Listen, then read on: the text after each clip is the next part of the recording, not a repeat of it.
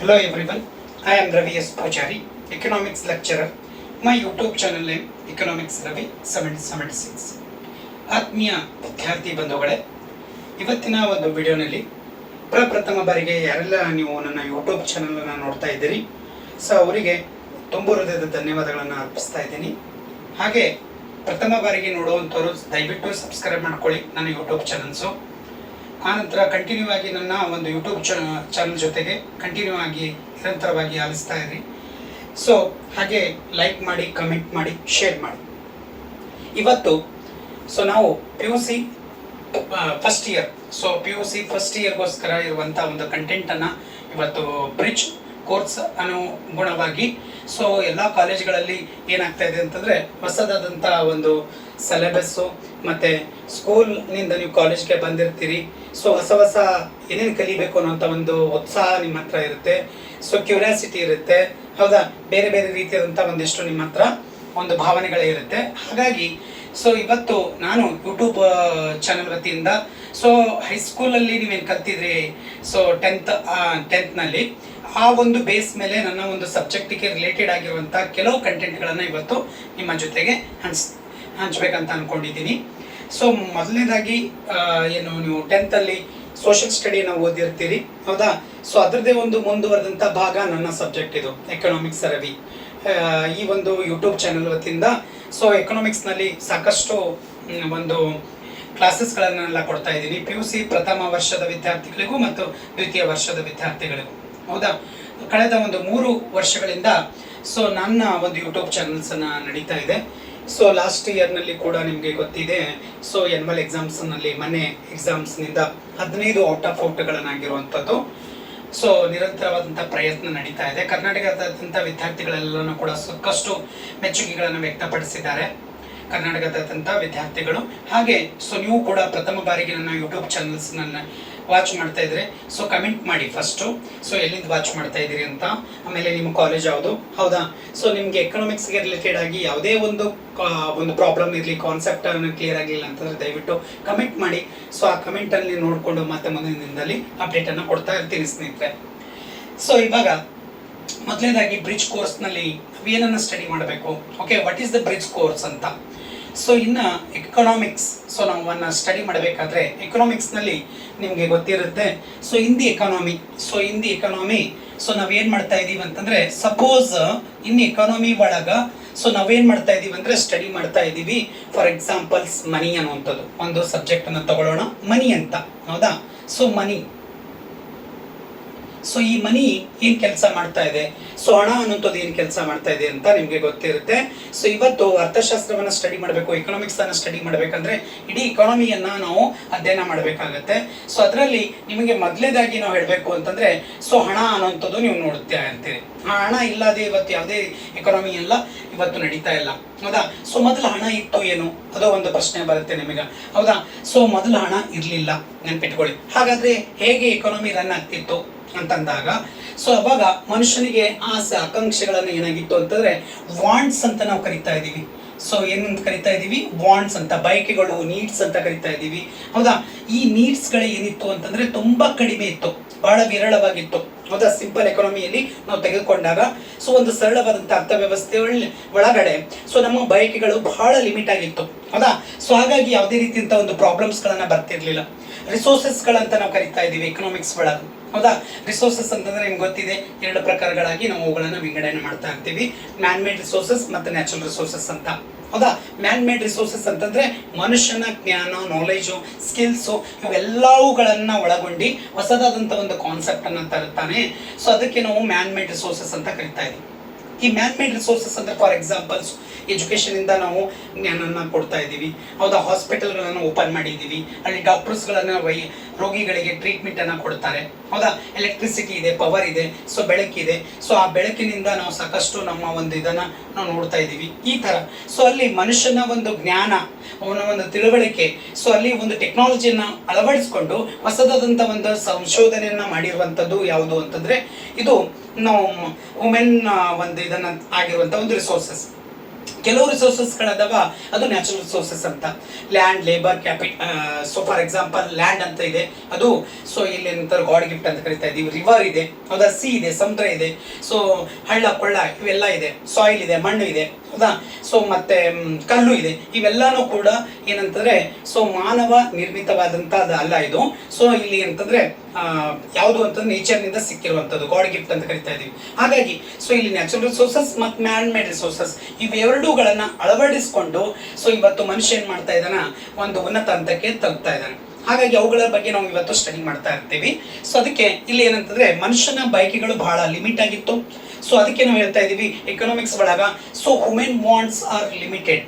ಯಾವಾಗ ಎಕನಾಮಿಯನ್ನ ಸ್ಟಡಿ ಮಾಡುವಂತ ಅವಶ್ಯಕತೆ ಇರಲಿಲ್ಲ ಅಂತಂದ್ರೆ ಸೊ ಸಿಂಪಲ್ ಎಕನಾಮಿ ಒಳಗೆ ಇರ್ತಿರ್ಲಿಲ್ಲ, ಹೌದಾ. ಮನುಷ್ಯನ ಬಯಕೆಗಳು ಬಹಳ ಕಡಿಮೆ ಇತ್ತು, ಸಂಪನ್ಮೂಲಗಳು ಜಾಸ್ತಿ ಇತ್ತು, ಅವಾಗ ಯಾವುದೇ ರೀತಿಯಿಂದ ಎಕನಾಮಿ ಸ್ಟಡಿ ಮಾಡುವಂತ ಅವಶ್ಯಕತೆ ಇರಲಿಲ್ಲ. ಬಟ್ ಇವಾಗ ಏನಾಗಿದೆ, human wants are unlimited, but wants are ಏನಾಗ್ತಾ ಇದೆ ಅಲ್ಲಿ ಸೊ ರಿಸೋರ್ಸಸ್ ಆರ್ ಲಿಮಿಟೆಡ್ ಅಂತ ಕರಿತಾ ಇದೀವಿ. ಹಾಗಾದಾಗ ಸೊ ಅಲ್ಲಿ ಎಕನಾಮಿ ಒಳಗ ಪ್ರಾಬ್ಲಮ್ಸ್ ಗಳನ್ನ ಅರೈಸ್ ಆಗುತ್ತೆ. ಅದನ್ನೇ ನಾವು ಇವತ್ತು ಸ್ಟಡಿ ಮಾಡ್ತಾ ಇದೀವಿ. ಅದಕ್ಕೆ ನಾವು ಕಾನ್ಸೆಪ್ಟ್ ತಗೊಂಡಿವಿ, ರಿಸೋರ್ಸಸ್ ಅಂದ್ರೆ ಇಲ್ಲಿ ಮನಿ, ಹೌದಾ. ಫಾರ್ ಎಕ್ಸಾಂಪಲ್ ನಾವು ತೆಗೆದುಕೊಳ್ಳೋಣ. ಸೊ ಏನಂದ್ರೆ ನಿಮ್ಮ ಹತ್ರ ಒಂದು 10,000 ರೂಪಾಯಿ ಇದೆ ಅಂತ ಅನ್ಕೊಳ್ಳೋಣ. We have assume that in economy so we have so 10,000 rupees, ಕರೆಕ್ಟಾ. ಈ 10,000 rupees ಒಳಗ ನಾವುಗಳ ಏನ್ ಮಾಡ್ತಾ ಇದೀವಿ ಅಂದ್ರೆ ವಿವಿಧ ರೀತಿಯಾದಂತ ಒಂದು ಪಾರ್ಟ್ಗಳನ್ನ ಮಾಡಬೇಕಾಗತ್ತೆ. ಸೊ ಅಲ್ಲಿ ವಾಂಟ್ಸ್ ಗಳಿರುತ್ತೆ. For example we have assume that A person, then B person, C person, D person. How many persons is there? There are 4 persons, ಕರೆಕ್ಟಾ. ಸೊ ಎ ಪರ್ಸನ್ಸ್ ಏನ್ ಮಾಡ್ತಾ ಇದ್ದಾನೆ, 10,000 rupees ಇದೆ ಅಂತಂದ್ರೆ ಅವ ಏನ್ ಮಾಡ್ತಾ ಇದ್ದಾನೆ ಅಂದ್ರೆ 10,000 ಅಲ್ಲಿ ಒಳ್ಳೆ ಒಂದು ಗ್ರ್ಯಾಂಡ್ ಆಗಿರುವಂತ ಒಂದು ಬಟ್ಟೆ ತಗೊಳ್ಳೋಣ ಅಂತ ಒಂದು ವಾಂಟ್ಸ್, ಹೌದಾ. ಸೊ ಅವನ ಏನ್ ಮಾಡ್ತಾ ಇದ್ದಾನೆ, so he go to so like spend for in the like so purchasing for in the like good cloth, ಕರೆಕ್ಟಾ. ಎಂಟೈರ್ ಇನ್ಕಮ್ ಸೊ ಎದ್ರ ಮೇಲೆ ಸ್ಪೆಂಡ್ ಮಾಡ್ತಾ ಇದ್ದಾನ, ಕ್ಲಾತ್ ಮೇಲೆ ಅವ ಏನ್ ಮಾಡ್ತಾ ಇದ್ದಾನೆ ನೆನ್ಪಿಟ್ಕೊಳ್ಳಿ. ಸೊ ಅಲ್ಲಿ ಸೊ ಸ್ಪೆಂಡ್ ಮಾಡ್ತಾ ಇದ್ದಾನೆ, ಕರೆಕ್ಟಾ. ದೆನ್ ಬಿ ಪರ್ಸನ್ಸ್ ಏನ್ ಮಾಡ್ತಾ ಇದ್ದಾನೆ ಅಂದ್ರೆ ಅದೇ 10,000 rupees ಅವನ ಹತ್ರ ಇತ್ತು ಅಂದ್ರೆ ಅವ ಮೇ ಬಿ ಬುಕ್ ಪರ್ಚೇಸ್ ಅನ್ನ ಮಾಡಬಹುದು, ಬುಕ್ ಸೊ ಓದೋಗೋಸ್ಕರ ಅವ ಸ್ಪೆಂಡ್ ಮಾಡಬಹುದು 10,000 rupees ಅನ್ನ, ಹೌದಾ. ಸಿ ಪರ್ಸನ್ಸ್ ಇದ್ದಾನೆ ಅಂತ ತಿಳ್ಕೊರಿ. ಸೊ ಅವ ಏನ್ ಮಾಡ್ತಾ ಇದ್ದಾನೆ 10,000 ಕೊಟ್ಟು ಬೈಸೈಕಲ್ ಅನ್ನ ಪರ್ಚೇಸ್ ಮಾಡ್ತಾ ಇದ್ದಾನೆ, ಹೌದಾ. ಸೊ ಅವ ಯಾರು, ಸೊ ಬೈಸೈಕಲ್ ಅನ್ನ ಅವ ಏನ್ ಮಾಡ್ತಾ ಇದ್ದಾನ ಪರ್ಚೇಸ್ ಮಾಡ್ತಾ ಇದ್ದಾನೆ, ಯಾರು, ಸಿ ಪರ್ಸನ್ಸ್ ಅಂತ. ಈಗ ಉಳಿತೇನು ಇನ್ನೊಬ್ಬ ವ್ಯಕ್ತಿ ಡಿ ಅಂತ. ಸೊ ಈ ಡಿ ವ್ಯಕ್ತಿ ಏನ್ ಮಾಡ್ತಾ ಇದ್ದಾನೆ ಅಂತಂದ್ರೆ ಸೊ ಫಾರ್ ಎಕ್ಸಾಂಪಲ್ ಸೊ ಅವನ ಫ್ರೆಂಡ್ಶಿಪ್ ಅನ್ನ ಸೇರಿಸ್ಕೊಂಡು ಅವ ಏನ್ ಮಾಡಬಹುದು ಅಂತ ಒಂದು ಗ್ರ್ಯಾಂಡ್ ಪಾರ್ಟಿಯನ್ನು ಕೊಡಬೇಕು ಅಂತೇಳಿ 10,000 rupees ಅಲ್ಲಿ ಪ್ಲಾನ್ ಮಾಡಿರ್ಬೋದು, ಹೌದಾ. ಸೊ ಹಾಗಾದ್ರೆ ಇಲ್ಲಿ ಏನಾಗ್ತಾ ಇದೆ, ಸೊ ಮನುಷ್ಯನ ಆಸೆ ಆಕಾಂಕ್ಷೆಗಳು ಬೇರೆ ಬೇರೆ ಇದಾವೆ. ಸೊ ಬಟ್ ಇಲ್ಲಿ ರಿಸೋರ್ಸಸ್ ಮಾತ್ರ ಕಾನ್ಸ್ಟೆಂಟ್ ಅದಾವ. ಹಾಗಾಗಿ ಸೊ ಅಲ್ಲಿ ಮನುಷ್ಯನ ಆಸೆ ಆಕಾಂಕ್ಷೆಗಳಿಗೆ ತಕ್ಕಂತೆ ಎಲ್ಲ ಫುಲ್ಫಿಲ್ ಮಾಡೋಕ್ಕಾಗೋದಿಲ್ಲಲ್ಲ. ಹಾಗಾಗಿ ಸೊ ಅಲ್ಲಿ ಎಕನಾಮಿಕ್ಸ್ ಅನ್ನುವಂಥದ್ದು ಸ್ಟಡಿ ಮಾಡಬೇಕಾಗತ್ತೆ. ಸೊ ಅದು ಯಾವುದು ಅಂದ್ರೆ ಇಲ್ಲಿ ಮನಿ ಅನ್ನುವಂಥದ್ದು ಬಹಳ ಲಿಮಿಟೆಡ್ ಇದೆ, ರಿಸೋರ್ಸಸ್ ಇದೆ. ಆ ಲಿಮಿಟೆಡ್ ಇರುವಂಥ ರಿಸೋರ್ಸಸ್ಗಳನ್ನ ನಾವು ಹೇಗೆ ಯುಟಿಲೈಸ್ ಮಾಡ್ಕೋಬೇಕು ಅನ್ನುವಂಥದ್ದು ಎಕನಾಮಿ ಹೇಳುತ್ತೆ, ಹೌದಾ. ಸೊ ಅದಕ್ಕೆ ಅನ್ಲಿಮಿಟೆಡ್ ಆಫ್ ವಾಂಟ್ಸ್ ಇದ್ದಾಗ, ಸೊ ಲಿಮಿಟೆಡ್ ಆಫ್ ರಿಸೋರ್ಸಸ್ ಇದ್ದಾಗ ಎಕನಾಮಿ ಒಳಗೆ ಏನಾಗುತ್ತೆ ಪ್ರಾಬ್ಲಮ್ಸ್ ಅನ್ನ ಬರುತ್ತೆ. ಅದಕ್ಕೆ ನಾವು ಬೇಸಿಕ್ ಪ್ರಾಬ್ಲಮ್ಸ್ ಅಂತ ಕರಿತೀವಿ. ಅದು ಬೇಕಾದ್ರೆ ಮುಂದಿನ ಕ್ಲಾಸ್ನಲ್ಲಿ ನಾವು ಡಿಸ್ಕಷನ್ ಮಾಡೋಣ, ಇಲ್ಲಿ ಬೇಡ, ಕರೆಕ್ಟಾ. ಸೊ ಅದಕ್ಕೆ ಸೊ ಬೇಸಿಕ್ ಎಕನಾಮಿಕ್ ಪ್ರಾಬ್ಲಮ್ಸ್ ಅಂತ ಕರಿತಾ ಇದೀವಿ. What to produce, how to produce, for whom to produce, ಏನನ್ನು ಉತ್ಪಾದಿಸಬೇಕು, ಹೇಗೆ ಉತ್ಪಾದಿಸಬೇಕು, ಯಾರಿಗಾಗಿ ಉತ್ಪಾದಿಸಬೇಕು, ಇವೆಲ್ಲನೂ ಕೂಡ ಬರುತ್ತೆ. ಹಾಗಾಗಿ ಅವು ಮುಂದಿನ ಕ್ಲಾಸ್ನಲ್ಲಿ ನಾವು ಅದನ್ನ ಡಿಸ್ಕಷನ್ ಮಾಡ್ತಾ ಬರೋಣ. ಬೇಸಿಕ್ ಕಾನ್ಸೆಪ್ಟ್ ಅಷ್ಟೇ ನಾನು ಇವತ್ತು ನಿಮ್ಗೆ ಹೇಳ್ಬೇಕು ಅನ್ಕೊಂಡಿದ್ದೀನಿ. ಸೊ ಇದಕ್ಕಿಂತ ಬಿಫೋರ್ನಲ್ಲಿ ಆಕ್ಚುಲಿ ನಾವು ಸೊ ಇವತ್ತೇನಂತಂದ್ರೆ ಎಕನಾಮಿಕ್ಸ್ ಅಂತಂದ್ರೆ ಏನು, ಸೊ ಅದ್ರ ಮೀನಿಂಗ್ ಏನು ಅನ್ನೋಂಥದ್ದು ನಾವು ನೋಡೋಣ. ಫಸ್ಟ್ ಎಕನಾಮಿಕ್ಸ್ ಮೀನ್ಸ್ ಏನ್ ಹೇಳುತ್ತೆ ಅಂದ್ರೆ so it is use for in the like a word of a Greek word. So ಇದು ಯಾವುದು ವರ್ಡ್ ಅಂತಂದ್ರೆ ಓಕೋಸ್ ದೆನ್ ನೋಮೋಸ್, ಕರೆಕ್ಟಾ. So oikos means a house, oikos means a house, then nomos means a management. Okos, so okos, O-I-K-O-S, okay, okos. Then another one word nomos, N-O-M-O-S, nomos. Okos represented by the a house. Then nomos means manage, to the manage. So that means, so it means that it is the management of a house, a management of the a house. So this is so given by the meaning of the in the economics beginning concept, okay. It is the so earlier concept. So ಹೌದಾ, ಇದು ಬಹಳಷ್ಟು ಪ್ರಾರಂಭದಲ್ಲಿ ಇರುವಂತ ಒಂದು concept, ಒಂದು ಮನೆಯನ್ನು ನಿರ್ವಹಿಸುವಂತ ಕಲೆ ಅಂತ. ಅಂದ್ರೆ ಮನೆಯಲ್ಲಿ ಸೊ ಏನ್ ಗೃಹಿಣಿ ಇದ್ದಾರೆ ಅಂದ್ರೆ ಅಮ್ಮ ಅಂತ ಅನ್ಕೊಳ್ಳಿ. ಸೊ ಅಮ್ಮ ಏನ್ ಮಾಡ್ತಾ ಇದ್ದಾರೆ ಅಂದ್ರೆ ಇದ್ದಂತ ಸಂಪನ್ಮೂಲಗಳನ್ನ ಅಪ್ಪ ದುಡಿದು ತಂದು ಹಾಕಿ ಇನ್ಕಮ್ ಅನ್ನ ಜನರೇಟ್ ಮಾಡ್ತಾರೆ. ಹೌದಾ, ಅಪ್ಪ ಇನ್ಕಮ್ ಅನ್ನ ಜನರೇಟ್ ಮಾಡಿದ್ರೆ ಅಲ್ಲಿ ಸೊ ಅಮ್ಮ ಏನ್ ಮಾಡ್ತಾ ಇದ್ದಾರೆ, ಅದನ್ನ ಇನ್ಕಮ್ ಅನ್ನ ತಗೊಂಡು ಸೊ ಯಾವ ರೀತಿಯಾಗಿ ಬೇಕು ಅದನ್ನ ಯೂಸ್ ಮಾಡಕ್ಕೆ ಪ್ರಯತ್ನ ಮಾಡುವಂಥದ್ದು. ಹಾಗಾಗಿ ಇಲ್ಲಿ ಮನೆಯನ್ನು ನಿರ್ವಹಿಸುವಂತ ಕಲೆ ಅಂತ ಹೇಳಿ ನಾವು ಕರಿತಾ ಇದ್ದೀವಿ. ಹೌದಾ, ಗೃಹ ಸೊ ಅಂತಂದ್ರೆ ಮನೆ, ಸೊ ಮನೆಯನ್ನು ನಿರ್ವಹಿಸುವಂತ ಒಂದು ಕಲೆ ಅಂತೇಳಿ ನಾವು ಕರಿಬಹುದು ಅರ್ಥಶಾಸ್ತ್ರವನ್ನ. ಹೌದಾ, ಇದು ಬಹಳ ಹಳೆಯದಾದಂತ ಕಾನ್ಸೆಪ್ಟ್. ಬಟ್ ಇವಾಗ ಏನಾಗಿದೆ, ಇಡೀ ಎಕಾನಮಿಯನ್ನ ನಾವು ಇವತ್ತು ಸ್ಟಡಿ ಮಾಡಬೇಕಾಗಿದೆ. ಹಾಗಾಗಿ ಸೊ ಅದನ್ನು ನೋಡೋಣ. ಅದಕ್ಕಿಂತ ಮುಂಚಿತವಾಗಿ ಡೆಫಿನೇಷನ್ಸ್ ಗಳನ್ನು ನಾವು ಅಧ್ಯಯನ ಮಾಡಬೇಕು. ಹೌದಾ, ಸೊ ಇಲ್ಲಿ ಎಕನಾಮಿಕ್ಸ್ ಡೆಫಿನೇಷನ್ಸ್ 4 ಅದಾವ. ಅದರಲ್ಲಿ mainly first one, then second, third. So ಈ 3 ಬಹಳ ಇಂಪಾರ್ಟೆಂಟ್ ಇದಾವೆ. ಇವು ಬೇಸಿಕ್ ನೀವು ತಿಳ್ಕೊಳ್ಳೇಬೇಕು ಪ್ರತಿಯೊಬ್ಬ ವಿದ್ಯಾರ್ಥಿಗಳು. ಬ್ರಿಡ್ಜ್ ಕೋರ್ಸ್ ಅನ್ನ ನೀವು ಮಾಡ್ಬೇಕಂತಂದ್ರೆ ಸೊ ಇವತ್ತು ಕಾಮರ್ಸ್ ಇರಲಿ ಆರ್ಟ್ಸ್ ಇರಲಿ, ಸೊ ಈ 2 ಭಾಗದಲ್ಲಿ ಇರುವಂತಹ ವಿದ್ಯಾರ್ಥಿಗಳು ಕಂಪಲ್ಸರಿ ಈ 3 ಡೆಫಿನೇಷನ್ಸ್ ಗಳನ್ನ ತಿಳ್ಕೊಳ್ಳೇಬೇಕು. ಇನ್ನೊಂದು ಡೆಫಿನೇಷನ್ಸ್ ಇಲ್ಲ, ಇದು ಗ್ರೋತ್ ಓರಿಯೆಂಟೆಡ್ ಅಪ್ರೋಚ್ ಅಂತ ಕರಿತಾ ಇದೀವಿ, ಅಥವಾ ಗ್ರೋತ್ ಓರಿಯೆಂಟೆಡ್ ಡೆಫಿನೇಷನ್ ಅಂತ ಕರೀತಾರೆ. ಬಟ್ ಡೆಫಿನೇಷನ್ ಕೊಟ್ಟಿಲ್ಲ, ಇದಕ್ಕೆ ಯಾವುದೇ ರೀತಿಯಂತ ಒಂದು ಇದು ಇಲ್ಲ. ಬಟ್ ಒಬ್ಬ ವ್ಯಕ್ತಿ ಏನ್ ಮಾಡಿದ್ದಾರೆ, ಪಿ ಸ್ಯಾಮ್ಯುವೆಲ್ಸನ್ ಅಂತ ಎಕನಾಮಿಕ್ಸ್ ಏನ್ ಮಾಡಿದ್ದಾರೆ, ಈ ಒಂದು ಅಪ್ರೋಚ್ ಬಗ್ಗೆ ಹೇಳಿದ್ದಾರೆ. ಸೊ ಅವ್ರು ಅದಕ್ಕೆ ಇಂಪಾರ್ಟೆಂಟ್ ಕೊಟ್ಟಿದ್ದಾರೆ ಅಂದ್ರೆ, ಸೊ ಒಂದು ಇಲ್ಲಿ ಸ್ಕೇರ್ಸಿಟಿ ಇರುವಂತ ಒಂದು ಕಾನ್ಸೆಪ್ಟ್ ಅನ್ನ ತಗೊಂಡು ಸೊ ಹೊಸದಾದಂತ ಒಂದು ಇದನ್ನ ಪ್ರಯತ್ನ ಮಾಡ್ತಾ ಇದ್ದಾರೆ. ಸೊ ಅದು ಹಾಗೆ ಮುಂದುವರೆದಿದೆ ಇರ್ಲಿ, ಅದಕ್ಕೋಸ್ಕರ ಗ್ರೋತ್ ಓರಿಯೆಂಟೆಡ್ ಅಪ್ರೋಚ್ ಅಂತ ನಾವು ಹೇಳ್ತೀವಿ. ಅದಕ್ಕೆ 3 ಡೆಫಿನೇಷನ್ಸ್ ಗಳಿದೆ ಇನ್ ಎಕನಾಮಿಕ್ಸ್. ಯಾವ್ದು, there are 3 definitions. Okay, first one wealth definition. So wealth definition, it means that Adam Smith, it will be given by this one concept or definitions. So Adam Smith, it will be written by the so book of name of the wealth of nation, the inquiry into nature and significations, wealth of nations. So that is called wealth of nations in the 1776. In our economics channels also, you know that in the economics Ravi 1776, my YouTube channel also. Okay, so 1776 is the publication of the book.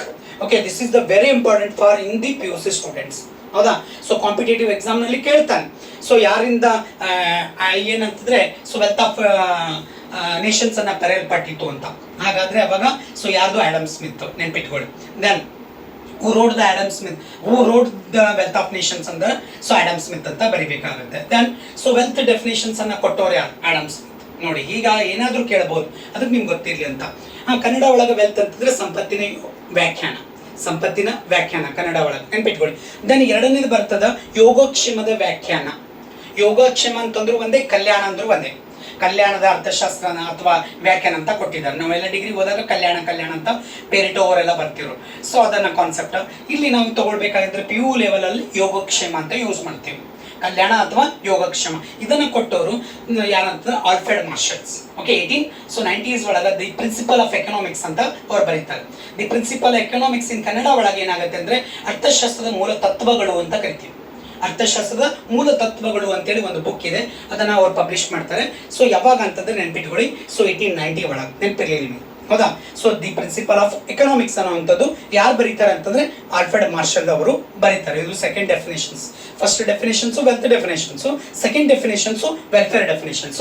Welfare ಅಂದ್ರೆ ಯೋಗಕ್ಷೇಮ ಅಥವಾ ಕಲ್ಯಾಣದ ಒಂದು ವ್ಯಾಖ್ಯಾನ ಅಂತ ಕರೀತಾರೆ. Next 3ನೇದು ಬರ್ತದ scarcity definitions ಅಂತ. ಹೌದಾ, ಇವೆರಡು ಡೆಫಿನೇಷನ್ಸ್ ಆದ ನಂತರ ಥರ್ಡ್ ಬರುತ್ತೆ. ಸೊ ಫಸ್ಟ್ ಕೊಟ್ಟವ್ರೆ ವೆಲ್ತ್ ಡೆಫಿನೇಷನ್. ಸೊ ಅದನ್ನ ಒಂದು ಹಂತದವರೆಗೆ ನಡೀತೆ. ಸೊ ಒಂದು 2 ಸೆಂಚುರಿ ನಡೀತಾ ಇರ್ತದೆ. ಹೌದಾ, 17-18 ಸೆಂಚುರಿ ತನ ಅವ್ರದೇ ಮುಂದೆ ಭರ್ಜರಿ ಆಗಿರ್ತಾರ. ಸೊ ಮುಂದೆ ಅವ್ರು ಏನ್ ಮಾಡಿರ್ತಾರೆ, ವೆಲ್ತ್ಗೆ ಕೊಟ್ಟಿರ್ತಾರೆ ಜಾಸ್ತಿ ಇಂಪಾರ್ಟೆಂಟ್. ಅದಕ್ಕೆ every country has to increasing the wealth ಅಂತ. ವೆಲ್ತ್ ಮೀನ್ಸು ಸೊ ಎಕಾನಮಿ ಒಳಗ, ಕಂಟ್ರಿ ಒಳಗ ಎಲ್ಲ ಎಕಾನಮಿಗಳು ಜಾಸ್ತಿ ಅದಕ್ಕೆ ವೆಲ್ತ್ಗೆ ಇಂಪಾರ್ಟೆಂಟ್ ಕೊಡಬೇಕು ಅಂತ ಆಡಮ್ ಸ್ಮಿತ್ ಹೇಳಿದ್ರು. ಬಟ್ ಆದ್ರೆ ಮುಂದೆ ಬಂದಂತ ಎಕನಾಮಿಕ್ಸ್ ಟು ಯಾರು ಆಲ್ಫ್ರೆಡ್ ಮಾರ್ಷಲ್ ಏನ್ ಹೇಳ್ತಾರ, ಸೊ ವೆಲ್ಫೇರ್ಗೆ ಜಾಸ್ತಿ ಇಂಪಾರ್ಟೆಂಟ್ ಕೊಡಬೇಕು, ವುಮೆನ್ ಬೀಯಿಂಗ್ಸ್ಗೆ ಇಂಪಾರ್ಟೆಂಟ್ ಕೊಡಬೇಕು ಅಂತ. ಹೌದಾ, ಅವರು ಅಲ್ಲಿ ಪರ್ಸನ್ಸ್ಗೆ ಇಂಪಾರ್ಟೆಂಟ್ ಕೊಡ್ತಾರೆ. ಹೌದಾ, ವುಮೆನ್ ಬೀಯಿಂಗ್ಸ್ಗೆ ಇಂಪಾರ್ಟೆಂಟ್ ಕೊಡ್ತಾರೆ. ಹಾಗಾಗಿ ಇವ್ರು ಫೇಮಸ್ ಆಗ್ತಾರೆ. ನೆಕ್ಸ್ಟ್ ಇವ್ರು ಆದ ನಂತರ ನೆಕ್ಸ್ಟ್ ಬರ್ತಾರೆ, every economy has to scarcity, facing for the scarcity. ಹಾಗಾಗಿ ಅಲ್ಲಿ ಸ್ಕೇರ್ಸಿಟಿ ಅನ್ನೋದು ಬರೋದ್ರಿಂದ, ಸ್ಕೇರ್ಸಿಟಿ ಅಂದ್ರೆ ಕೊರತೆ ಅಥವಾ ವಿರಳತೆ, ಸಂಪನ್ಮೂಲಗಳು ಕಡಿಮೆ ಅದಾವಲ್ಲ, ಅದಕ್ಕೋಸ್ಕರ ಎಲ್ಲ ಅರ್ಥಶಾಸ್ತ್ರವನ್ನ ಅಧ್ಯಯನ ಮಾಡಬೇಕಾಗುತ್ತೆ. ವಿರಳತೆ ಅಂತೇಳಿ ಬರುತ್ತೆ. ಅದಕ್ಕೆ ಕೊಟ್ಟಂತವ್ರು Lord Robbins or Leonard Robbins ಅಂತ ಕರೀತಾರೆ. ಸೊ ಇವರು ಬರೀತಾರೆ ಒಂದು book, the nature and significance of the economics. So of economics science ಅಂತ ಕರಿತಾ ಇದೆ, ಹೌದಾ. ಸೊ ಈ ಒಂದು ಬುಕ್ ಅನ್ನ ಪಬ್ಲಿಷ್ ಆಗಿದ್ದು 1932 ನಲ್ಲಿ ಪಬ್ಲಿಕೇಶನ್ಸ್ ಆಗ್ತದೆ. ಸೊ ಆ ಪಬ್ಲಿಕೇಶನ್ ಇಂದ ಸೊ ಮುಂದೆ ಇವರು ಲಿಯೋನಾರ್ಡೋ ರಾಬಿನ್ಸ್ ಅವರಿಂದ ಕಾಂಟ್ರಿಬ್ಯೂಷನ್ ಸಿಗುತ್ತೆ ಎಕನಾಮಿಕ್ಸ್ಗೆ. ಸೊ ಇವತ್ತು ಎಕನಾಮಿಕ್ಸ್ ಅನ್ನ ಸ್ವಲ್ಪ ರಿಚ್ ಆಗಿ ಬೆಳೆಯೋಕ್ಕೆ ಕಾರಣ ಆಗುತ್ತೆ. ಸೊ ಈ 3 ಡೆಫಿನೇಷನ್ ಆದ ನಂತರ ಇದೊಂದು ಡೆಫಿನೇಷನ್ಸ್ ಅಲ್ಲ, ಆದ್ರೆ ಇದಕ್ಕೆ ನಾವು ಏನಂತಂದ್ರೆ ವ್ಯಾಖ್ಯಾನ ಅನ್ನೋಕ್ಕಿಂತಲೂ ಒಂದು ಅಪ್ರೋಚ್ ಅಂತ ಕರಿಬಹುದು, ಒಂದು ಹೇಳಿಕೆ ಅಂತ ಕರಿಬಹುದು, ಒಂದು ದೃಷ್ಟಿಕೋನ ಅಂತ ಕರಿಬಹುದು. ಹೊಸದಂತ ಒಂದು ಥಿಂಕಿಂಗ್ ಅನ್ನ ಸ್ಟಾರ್ಟ್ ಮಾಡಿದ್ದಾರೆ. ಸೊ ಅದಕ್ಕೆ ಪಿ ಸ್ಯಾಮ್ವೆಲ್ಸನ್ ಮತ್ತು ಬರ್ಬರಾ ವುಡ್ಡನ್ ಅಂತೇಳಿ ಎಕನಾಮಿಕ್ಸ್ ಇಬ್ರು ಸೇರಿ ಅದನ್ನ ಏನ್ ಮಾಡ್ತಾರೆ, ಎನ್ರಿಚ್ ಮಾಡ್ತಾರೆ. So the study of how man and society chooses so with or without use of the money ಅಂತ. ಸೊ ಅಂದ್ರೆ ಮನುಷ್ಯ ಅಥವಾ ಸೊ ಇವತ್ತು ಹಣ ಅಥವಾ ಹಣ ಇಲ್ಲದೆ ಯಾವ ರೀತಿಯಾಗಿ ಒಂದು ಸೊಸೈಟಿಯನ್ನು ಆಯ್ಕೆ ಮಾಡ್ಕೊಳ್ಳುತ್ತೆ, ಸೊ ಮನುಷ್ಯ ಯಾವ ರೀತಿಯಾಗಿ ಹಣಕ್ಕೆ ಪ್ರಯಾರಿಟಿ ಕೊಡ್ತಾ ಇದ್ದಾನೆ ಅನ್ನೋಂಥದ್ರ ಬಗ್ಗೆ ಒಂದಿಷ್ಟು ಕೂಲಂಕುಷವಾಗಿ ಅವರು ಸ್ಟಡಿ ಮಾಡ್ತಾರೆ. ಹಾಗಾಗಿ ಗ್ರೋತ್ ಓರಿಯೆಂಟೆಡ್ ಅಪ್ರೋಚ್ ನಲ್ಲಿ ಈ ಒಂದು ಹೊಸವಾದಂಥ ಒಂದು ಕಾನ್ಸೆಪ್ಟ್ ಅನ್ನು ಇಟ್ಕೊಂಡು ಅವರು ಅಭಿವೃದ್ಧಿಯನ್ನು ಪಡಿಸ್ತಾ ಇದ್ದಾರೆ. ಹಾಗಾಗಿ ಸೊ ಅರ್ಥಶಾಸ್ತ್ರವನ್ನು ನಾವು ಸ್ಟಡಿ ಮಾಡಬೇಕಾದ್ರೆ ಈ 3 ಡೆಫಿನೇಷನ್ ನಾವು ಓದಿ ಅದಾದ ನಂತರ ಇದೊಂದು ನಾವು ಕಣ್ಣಾಯಿಸಬೇಕಾಗುತ್ತೆ. ಇಷ್ಟಾದ್ರೆ ಸೊ ಬೇಸಿಕ್ ಒಂದಿಷ್ಟು ಕಾನ್ಸೆಪ್ಟ್ ಅನ್ನು ನಿಮಗೆ ಕ್ಲಿಯರ್ ಆಗುತ್ತೆ. ಸೊ ಇಷ್ಟು ಇವತ್ತಿನ ವಿಡಿಯೋನಲ್ಲಿ ಸಾಕು ಅಂತ ನಂಗೆ ಅನಿಸುತ್ತೆ. ಸೊ ಫಾಸ್ಟ್ ಆಗಿದ್ರು ಕೂಡ ಕಮೆಂಟ್ ಮಾಡಿ, ಆಮೇಲೆ ಸೊ ಏನಾದರೂ ಇದ್ರೂ ಕೂಡ ನೀವು ಕಮೆಂಟ್ ಮಾಡಿ. ನಂದು 3 ವರ್ಷ ಆಯಿತು ಕಂಟಿನ್ಯೂ ಆಗಿ ನಡೀತಾ ಇದೆ. ಭಾಳ ಗ್ಯಾಪ್ ಆದ ನಂತರ ಇವತ್ತು ಫಸ್ಟ್ ಕ್ಲಾಸ್ ನಾನು ತಗೊಂಡಿದ್ದೀನಿ. ಸೊ ಭಾಳಷ್ಟು ಮಕ್ಕಳೆಲ್ಲ ಹೇಳ್ತಾ ಇದ್ರು, ಸರ್ ನಿಮ್ಮ ಕ್ಲಾಸಸ್ಗಳು ಕಡಿಮೆ ಆಗಿದೆ, ಮಿಸ್ ಮಾಡ್ಕೊಳ್ತಾ ಇದ್ದೀವಿ, ದಯವಿಟ್ಟು ಕಂಟಿನ್ಯೂ ಮಾಡಿರಿ ಅಂತ. ಹಾಗಾಗಿ ಸೊ ಅದಕ್ಕೋಸ್ಕರ ಇವತ್ತು ಮತ್ತೆ ನಾನು ಬರ್ತಾ ಇದ್ದೀನಿ. ಸೊ ಕಂಟಿನ್ಯೂ ಆಗಿ ಮಾಡ್ತೀನಿ. ಅದಕ್ಕೆ ನಿಮ್ದೊಂದು ಲೈಕ್ ಬೇಕು, ಕಮೆಂಟ್ ಬೇಕು, ಶೇರ್ ಮಾಡಬೇಕು, ಹೌದಾ. ಸೊ ಮುಂದಿನ ಕ್ಲಾಸ್ನಲ್ಲಿ ನಾವು ಏನು ಮಾಡೋಣ ಅಂದರೆ ಒಂದೊಂದು ಡೆಫಿನೇಷನ್ ಅನ್ನು ತಗೊಂಡು ಮುಂದೆ ಹೋಗ್ತಾ ಹೋಗೋಣ. ಎಕನಾಮಿಕ್ ಪ್ರಾಬ್ಲಮ್ಸ್ ಸ್ಟಡಿ ಮಾಡೋಣ. ಸೊ ಎಕನಾಮಿಕ್ಸ್ನಲ್ಲಿ ಎಕನಾಮಿಕ್ಸ್ ಸಿಸ್ಟಮ್ಸ್ಗಳು ಏನೇನಿದಾವೆ ಅಂತ ನೋಡ್ಕೊಳ್ಳೋಣ. ಎಕನಾಮಿಕ್ ಪ್ರಾಬ್ಲಮ್ಸ್ಗಳು ಏನೇನು ಬರುತ್ತೆ ಅಂತ ನಾವು ನೋಡ್ಕೊಳ್ಳೋಣ. ಇದೆಲ್ಲನೂ ಕೂಡ ಬ್ರಿಡ್ಜ್ ಕೋರ್ಸಿಗೆ ನೆನಪಿಟ್ಕೊಳ್ಳಿ, ಹೌದಾ, ಬ್ರಿಡ್ಜ್ ಕೋರ್ಸ್. ಯಾಕಂದ್ರೆ ಎಕನಾಮಿಕ್ಸ್ PUC ಓದೋಕಿನ ಪೂರ್ವದಲ್ಲಿ ಸೊ ಅಲ್ಲಿ 8+8 ಅವ ಚಾಪ್ಟರ್ಸ್, ಟೋಟಲ್ 16 ಚಾಪ್ಟರ್ಸ್ ಅದಾವೆ. ಇಂಡಿಯನ್ ಎಕನಾಮಿಕ್ ಡೆವಲಪ್ಮೆಂಟ್ ಅಲ್ಲಿ 8 ಚಾಪ್ಟರ್ಸ್, ದೆನ್ ಸ್ಟಾಟಿಸ್ಟಿಕಲ್ ಪಾರ್ಟ್ ಒಳಗ 8 ಚಾಪ್ಟರ್ಸ್, ಟೋಟಲ್ 16 ಚಾಪ್ಟರ್ಸ್ ಅದ. ಅದು ತುಂಬಾ ಇದು ಆಗುತ್ತೆ ಅಲ್ಲ, ಅದಕ್ಕೆ ಬಿಫೋರ್ ನಮಗೆ ಏನ್ ಬೇಕು ಅದನ್ನು ರೆಡಿ ಮಾಡಿಸ್ತಾ ಇದ್ದೀನಿ, ಹೌದಾ. So thank you everyone, love you all, bye.